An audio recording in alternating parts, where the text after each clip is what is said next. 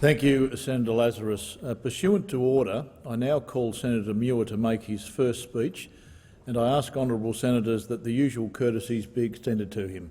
Senator Muir. Thank you, Mr. President. This is not my first— hang on, it is. Finally, it may have taken 8 months and 4 days, but finally I'm standing here in this great chamber presenting my first speech. One of my crossbench colleagues mentioned this morning, this must be one of the most anticipated inaugural speeches of all time. Thanks, Senator Linehelm, no pressure. I apologise in advance in case I don't deliver. Lately I've been receiving a lot of questions about why it has taken me so long. I think one old saying can sum this situation up quite well with no confusing political spin, and that is plain and simply, better late than never. I would like to thank everybody for being here, and I'd like to thank the people of Victoria for giving me the opportunity to stand here before you all. An opportunity that only 571 people since Federation in 1901 have ever had the honour of experiencing. I still pinch myself on a regular basis to make sure I'm not dreaming. Today, as I present this speech to you all, I'm wearing a suit. Before September the 7th, 2013, I did not own a single suit, and I had no intention of ever owning one, and this topic I'll get back to a little bit later. But first, why would a rural-based, family-orientated timber industry worker with a love of family time, four-wheel driving, the bush, dirt bikes and competing in motorsport put his hand up to relinquish his quiet, idyllic lifestyle for the fast-paced, highly stressed and highly scrutinised lifestyle that comes with being in the political spotlight? I'll start with perhaps the definition of democracy. Democracy, government by the people, a form of government in which the supreme power is vested in the people and exercised directly by them or by their elected agents under a free electoral system. Further to this, may I quote the first line from the Museum of Australian Democracy website under the heading Australian Democracy, an overview. It states that Australia is a representative democracy. In this political system, eligible people vote for candidates to carry out the business of the government on their behalf. To stand for either house, a person must be at least 18 years of age, an Australian citizen, and an elector entitled to vote, or a person qualified to become an elector. I ticked all the boxes to qualify to become a senator, just as I imagine our forefathers would have intended when creating the independent upper house in 1901. I honestly believe those watching at home, reading online, or reading in the papers should always have the opportunity to stand up to represent their peers. Our Senate and the decisions which govern our lives should not be solely represented by the political class. But that still doesn't explain why I gave up that idyllic lifestyle to sit here in this great chamber with great pride to be able to present this speech. I want to briefly refer back to the definition of democracy and subsequently the definition of representative democracy. As a voter, I never agreed to be restricted to a two-party system, and hear many others say the same.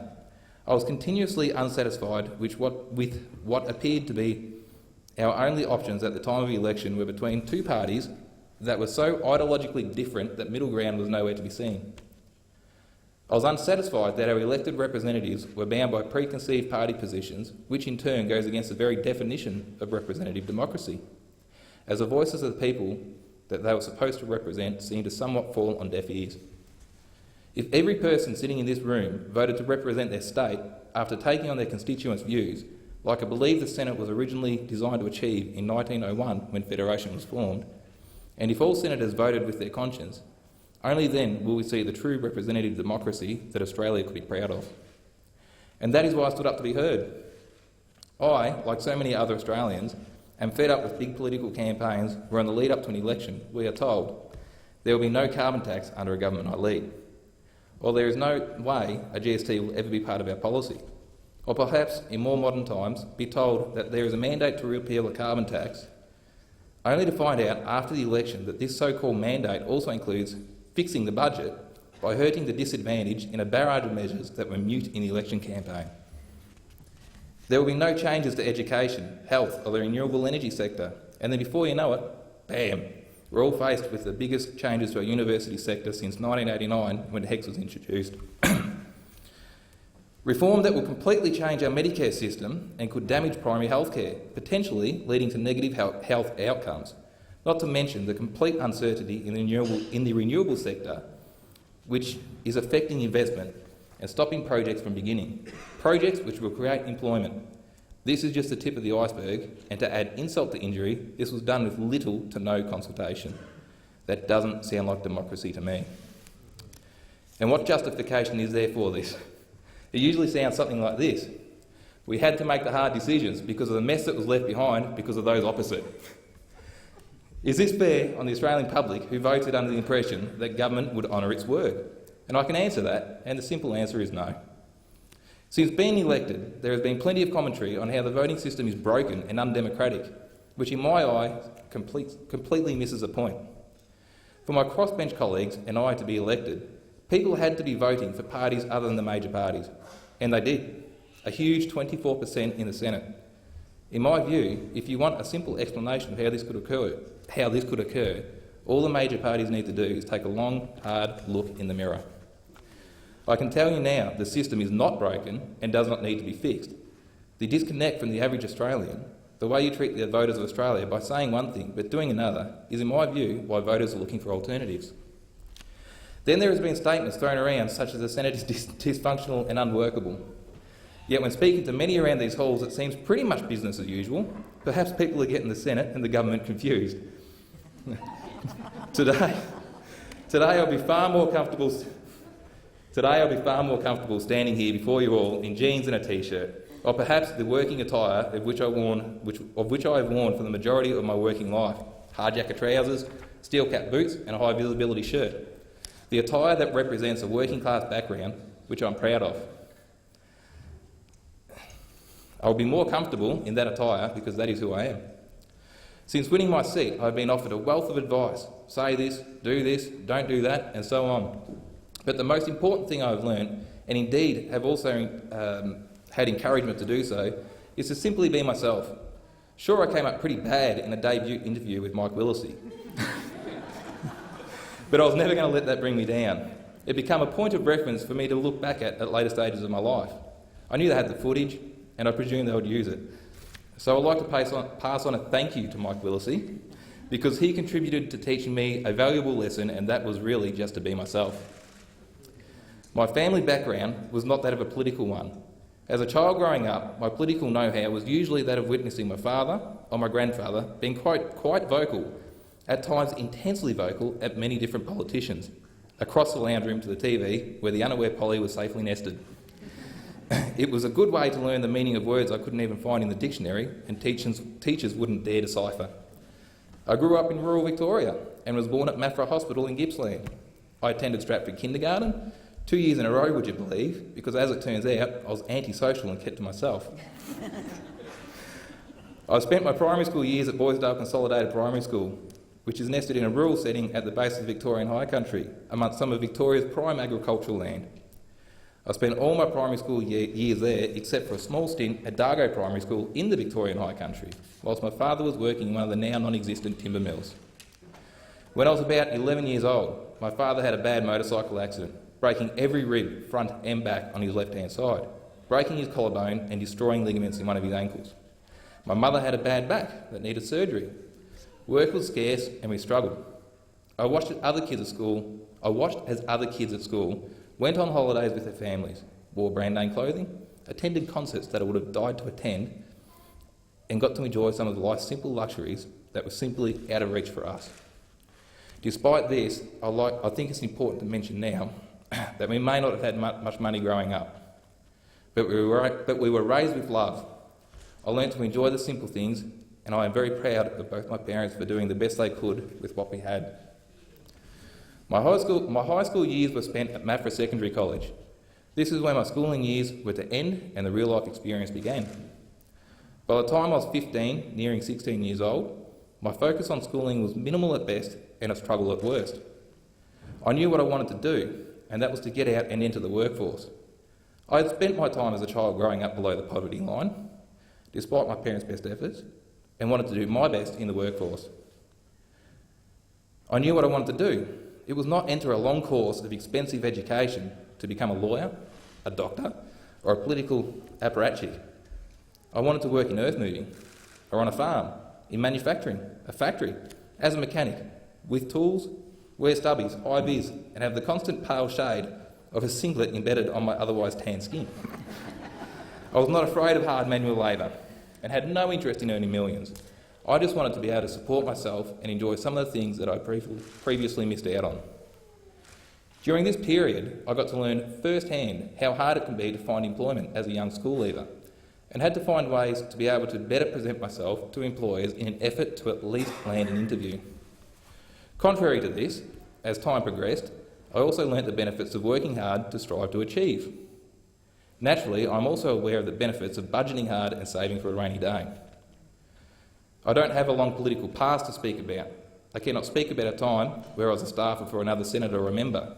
I'll speak of a time spent in university whilst completing a Bachelor of Political Science. I don't have a long-seated history with a traditional party with deep-seated policy positions and rehearsed catchphrases to sell. And I don't mind. I have a long history of living at the receiving end of legislative changes, of feeling the squeeze of new or higher taxes, feeling the pressure and even losing sleep when you realise that the general cost of living just went up a tiny $20. To everybody sitting in this chamber, if you think $20 a week is nothing, or just a pack of cigarettes or a few beers, you have never lived in the real world. I have worked in manufacturing, on farms, both vegetable and dairy, in a bakery, in pine plantations, at a tannery processing automotive leather, gardening and lawn mowing, and most recently in the timber industry, both soft and hardwoods. Like so many others, through the lessons learnt of doing it hard, I was able to learn the benefits of trying hard to achieve, the benefits of furthering my skill to give myself a competitive edge in the case of a downturn. But I also learnt and experienced how no work, knockback from job applications, struggling to put food on the table and keep on top of bills at the same time can bring the feeling of low self-esteem and depression. I've fulfilled roles such as a leading hand, first aid officer, health and safety representative, supervisor, for a short time a manager, and even a shop steward for Minister Abetts' favourite union, the CFMEU, in the forestry division, for the record. I have been the beneficiary of penalty rates. I work shift work and weekends, not for the love of the job, but because there was financial incentive to do so. I did it not only to keep my head above water, but to actually have a few bob left over each pay to support my hobbies and interest. As we know, this is called disposable cash, and in my case, this was spent on hobbies such as riding dirt bikes with my wife and children, buying camping supplies, as it was an inexpensive way for us to go on holidays, maintaining my four-wheel drive, and competing in affordable grassroots motorsports. That disposable cash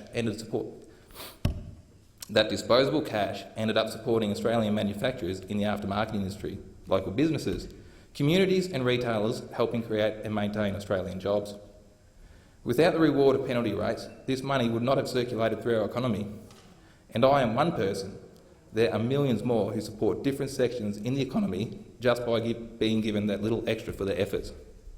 This is something all levels of governments need to consider when reaching into the purse of tax-paying Australians when they think they need to tighten their belt. Where you may gain somewhere, you may lose elsewhere, and at what cost? I can tell you, as somebody who was not born into wealth, who has had to work my way up with absolute honesty, that working class Australia is absolutely sick to death of working our lives away just to pay the bills and having to struggle to spend the very money we work hard to earn on actually enjoying our existence rather than feeling like a slave to the dollar.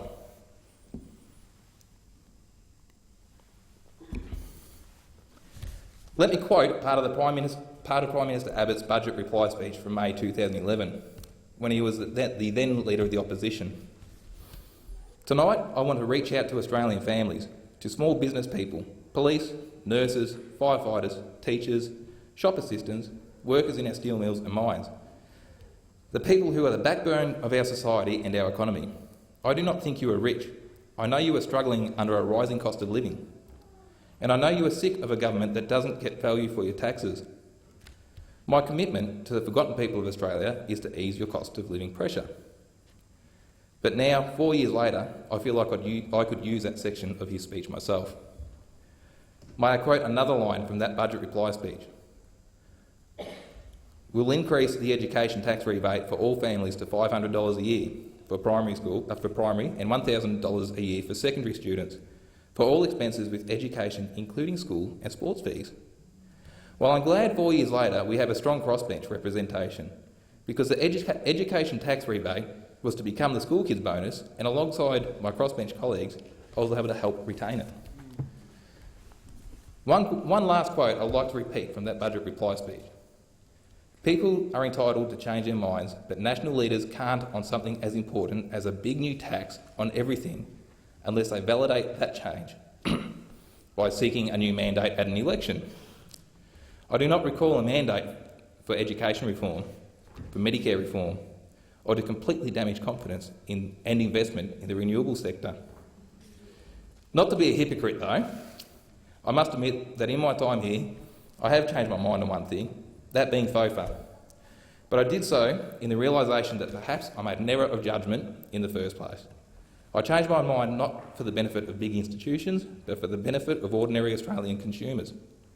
I'm a big man. I'm not a big man. Well, actually, I am a big man. I'm a big enough man to admit I am not perfect and may make some mistakes from time to time, but I'm happy to own up to it and try to rectify it. I believe in consumer choice. An example would be an area that has been discussed a lot in recent times, which is food labelling. As a consumer, a proud Australian, I'm happy to look past generic cheap brands to pay that little extra for an Australian product.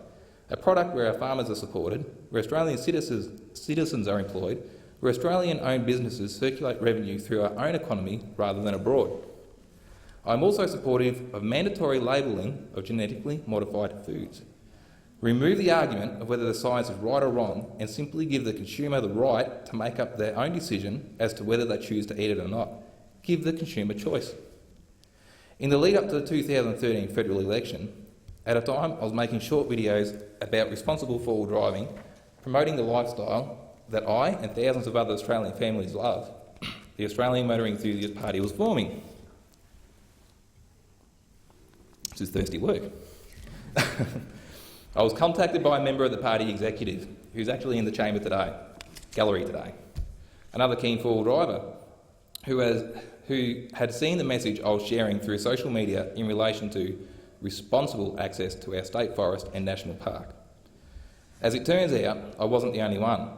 Founding members of the party, with a similar drive and passion, were promoting the social and economic benefits of the motoring culture, calling for the community to come together to send a strong message to government that we are not a minority and must be respected. I joined the party, put my hand up to run as a candidate, and the rest is history. The motoring community is diverse, and I was introduced to many dedicated enthusiasts from a variety of different backgrounds and interests, from four-wheel driving, street cars, hot rods, classic cars, modified cars, race cars, imports, trucks, dirt bikes, road bikes, all coming together to get a united voice. Coming together as a community to make a stance against the unfair stereotyping and media sensationalism that motoring enthusiasts are all too often caught up in. It is unfair to judge a whole community of people because of the actions of a few. The focus needs to move away from the vehicle and onto the behaviour. After all, cars don't move, it's the idiot behind the wheel. Our message is clear. We are not environmental vandals tearing up the bitumen or destroying our bushland. We are responsible, law-abiding citizens who love our cars, our families, our culture. And it is offensive to a whole community of people to be tarred with the same brush as those who engage in antisocial behaviour on our roads or the minority who disrespect our national parks. Most importantly, we came together... Water again? Most importantly, we came together to get a voice to stop unfair legislation being brought in with little or no consultation with our community. Legislation that potentially could see our culture legislated out of existence. With vehicle manufacturing in this country coming to an end in 2016-17, and the urgent need to refocus our skills on rebuilding the motoring industry in Australia, we believe it is no accident that we are here at this important time in our history. The Australian automotive aftermarket industry alone is an $11 billion industry that employs some 30,000 people. An industry that is responsible for things from wiper blades to four-wheel drive accessories, suspension components, tyres, brakes, brake replacement components, parking sensors, reversing cameras, tools, coolants, lubricants, testing equipment and so much more. The primary manufacturing base of the aftermarket industry is four-wheel drive parts and accessories, with four-wheel drive parts and accessories being a $2 billion industry, comprising of $1.25 billion in parts and accessories and $750 million in tyres.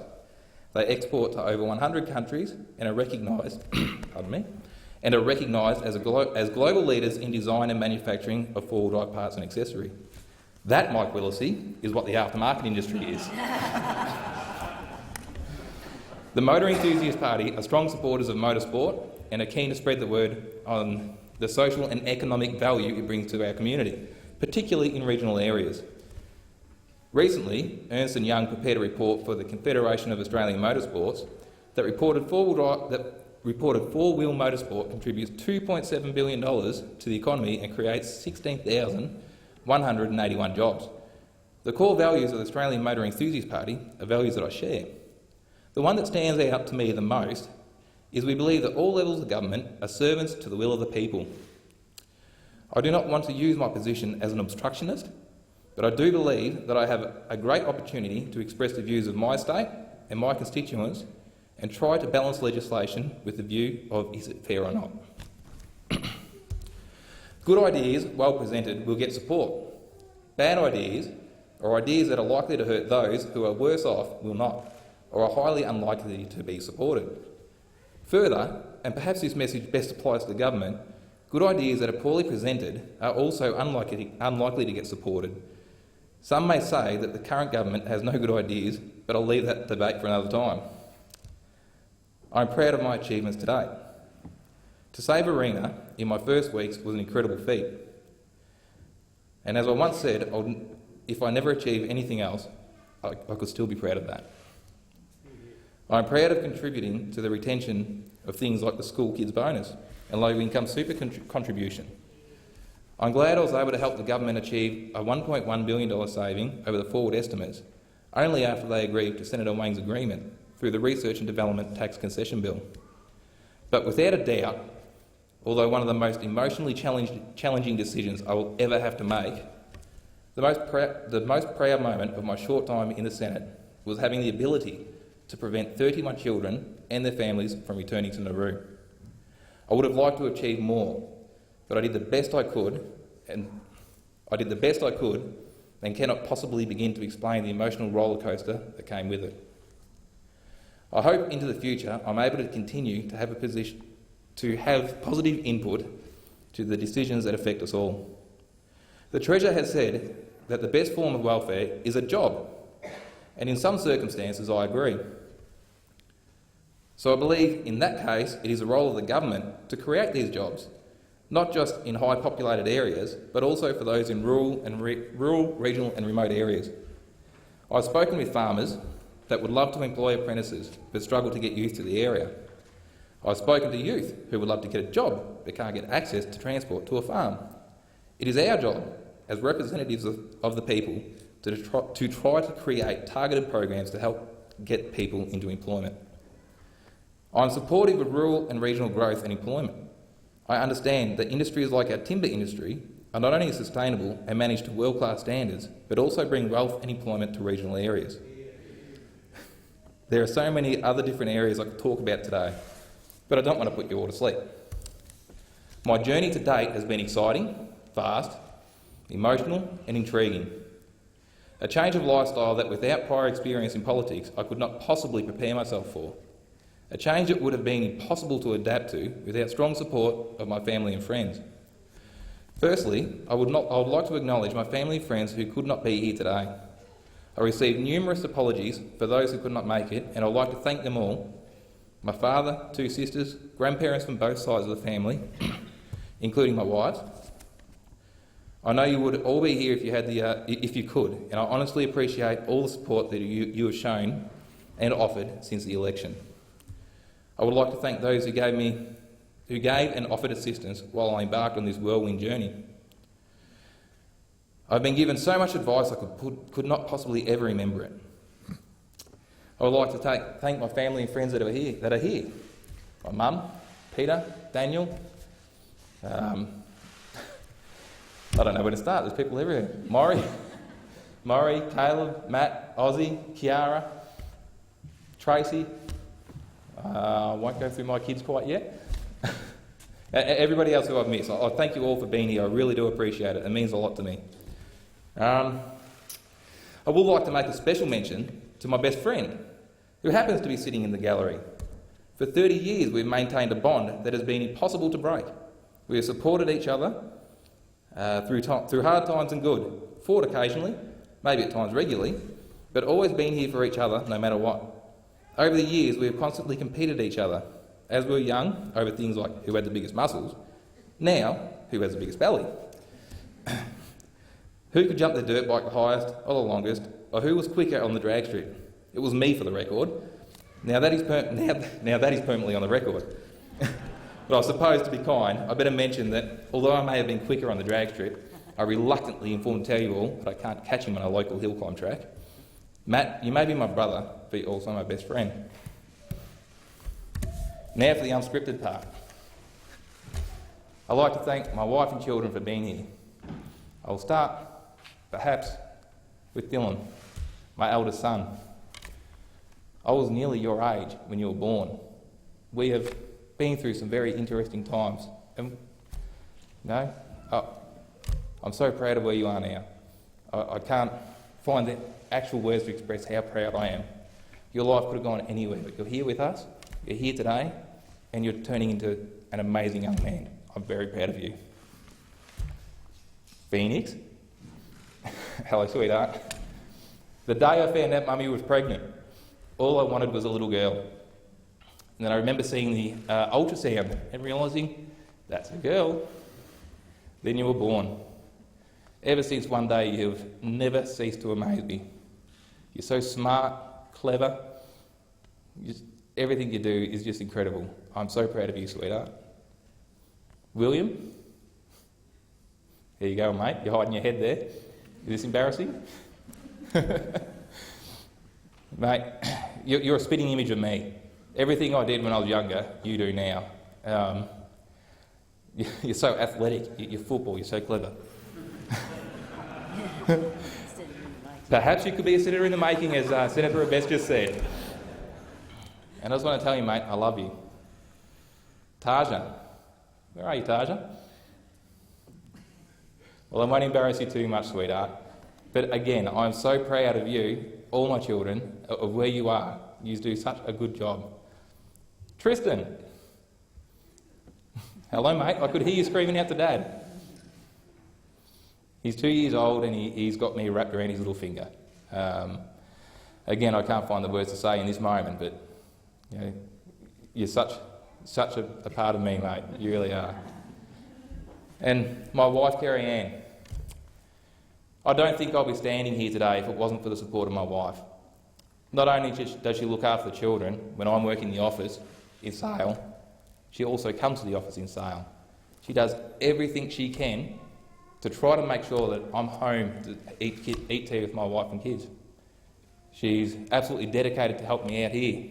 We actually get the kids looked after, and she'll come up here and assist in the office. From the day I met you, I've only had eyes for you. And well, 11, 12 years we've been together, my life has only got better and better. So I thank you for that. I thank you for my family. I love you very, very much.